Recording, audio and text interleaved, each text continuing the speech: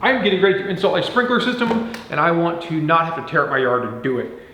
So to minimize how much trenching has to be done so we can put the pipe in the ground to support the sprinkler system, I'm going to build a pipe layer or a ripper shank, however you want to look at that. I have a Kubota L3200. That's a 32 horsepower farm tractor. This is an attachment off of Amazon. It's designed to put a ball on the back of a tractor on the 3-point hitch.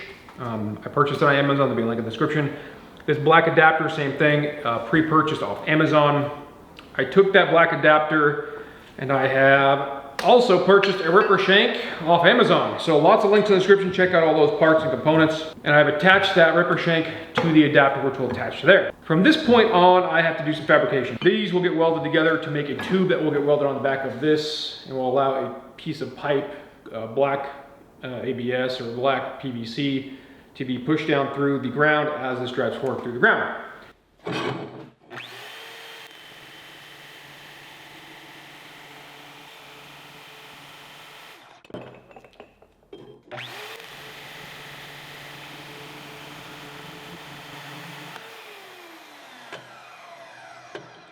So we've gone ahead and cleaned up the joints, got all ready to go.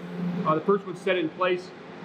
Because this is mild steel to stainless steel, for you technical welders out there, we're using 309L.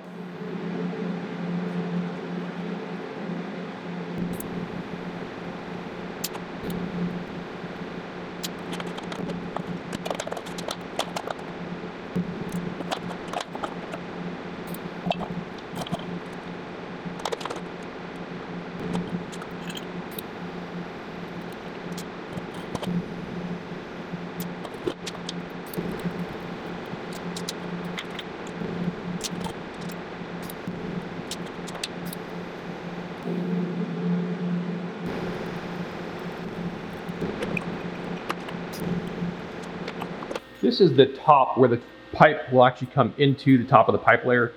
I've cut these on the bandsaw and I've flared them with the hammer. And we're going to weld up all these little gaps real quick just with the MIG welder.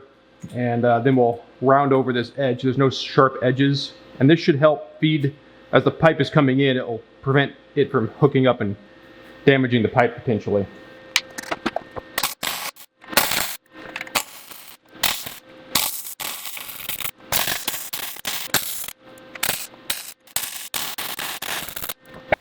So after a whole lot of screwing around, you guys saw me tack weld and then weld out some of these fittings. You can see that doesn't even look like it did originally, and this is because the radius was too tight.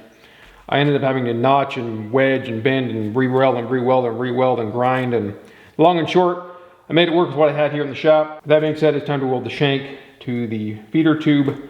We're going to throw a tack here that will align it and weld it out.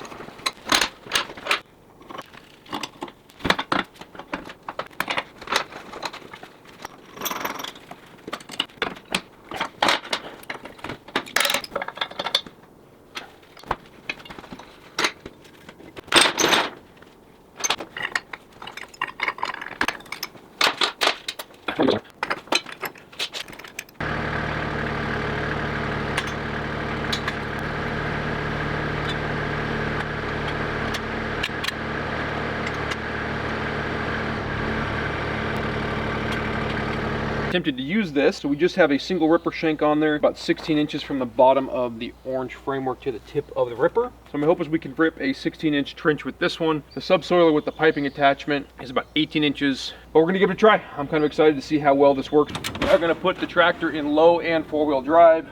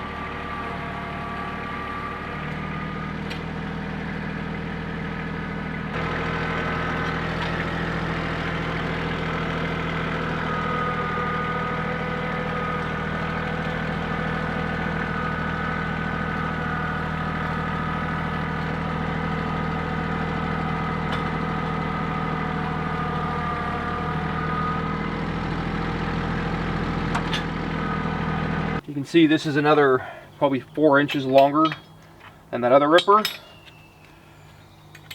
And I've got this tube on here, and we've got a piece of 1-inch heavy wall ABS pipe. This is the largest size pipe that I've ever planned on laying, although this tube could do slightly bigger. This is pretty rigid, which is why this bend is so shallow.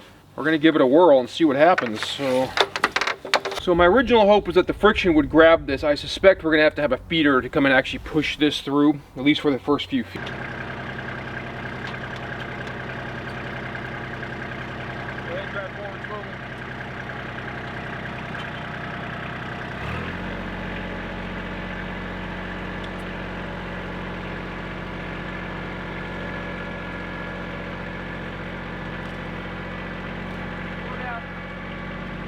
Gotta go slower.